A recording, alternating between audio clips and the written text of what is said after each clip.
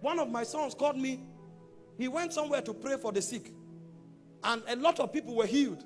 But he prayed for one lady that was deaf, and the deafness will not go.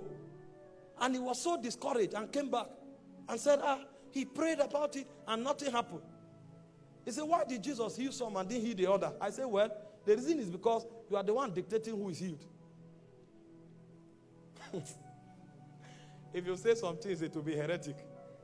You know, our generation is very religious. If you go out to win souls, you will say, I won 10 souls. But when you go out to pray for the sick, you will come back and say, Jesus healed 10 sick people. Because you feel that if you say, I healed 10 people, people will now say, hey, you are taking the glory of God. How many souls did you win today? I won 20 souls. Are you the one who won the souls? But why do you say so? The reason is because the eternal life that was given to the person came from your spirit. The eternal life didn't come from heaven. It is God that won the soul, but God won the soul through you. Because you were the one who communicated that life to that person's spirit.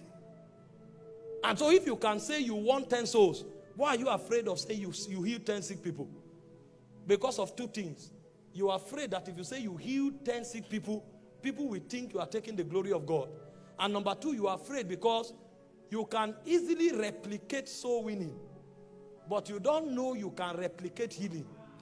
So you are careful to say, I'm not the one, so that tomorrow, if they are not healed, you'll say, well, the ones Jesus wanted to heal, Jesus have healed them. This one, I don't know. All power belongs to God. But when it comes to soul winning, you don't think it's supernatural. You think you just convince the people. And so any day, anytime, you can convince them.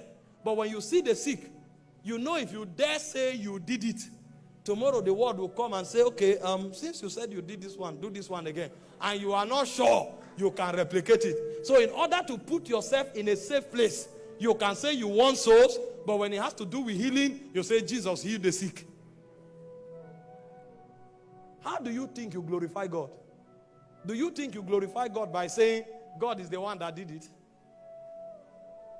That's not how the Bible says we glorify God in the New Testament.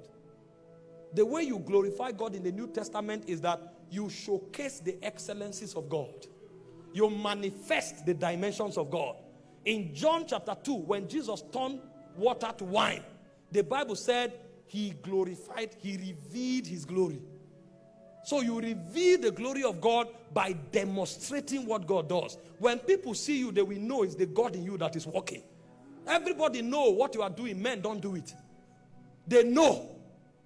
And so instead of religiously saying what yourself don't believe, you better wake up and begin to manifest God. Peter said something, 1 Peter 2:9. He said, you are a choosing generation, a royal priesthood, God's own special people called forth to showcase the excellencies of God. So when you lay hands on the sick and they recover, you have glorified God.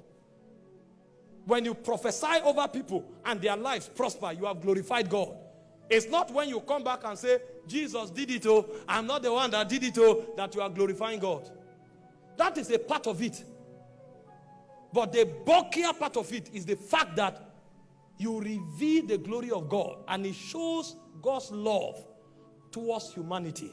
That God decided to put in his essence in a man for a man to host it. When you look at my son and my son resembles me, my son has glorified me.